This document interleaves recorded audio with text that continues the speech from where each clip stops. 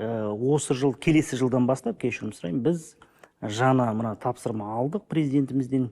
Енді гранттардың санын емес, сапасын мен көлемін ұлғайтамыз. Сіз өткен жыл сұхбатта құнын арттырамыз деп арттырылды, ол жүзеге асырылды. Яғни бір гранттың құны бұрын мысалы 700 мың миллион болса, енді өседі, иә, нақты? Ол жыл сайын өсіп тұрады. Оды қазір мен айтып кетейін. Біріншіден, қолжетімділік.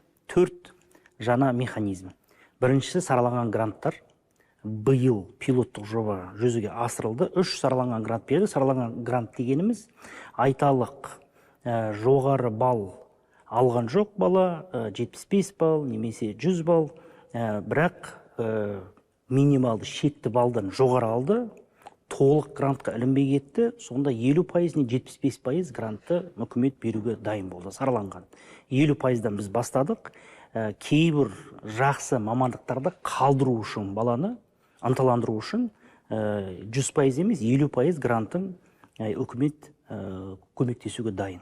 300 грантты берді, көрдік, 31 мың талапкер сол 300 грантқа, мен сол сараланған грантқа құқылы болуым келеді деген таңдау жасады. Яғни, келесі жылдан бастап біз гранттардың бір бөлігін сараланған осындай түрде беретініміз. Яғни, 100% емес, 75 не 50%.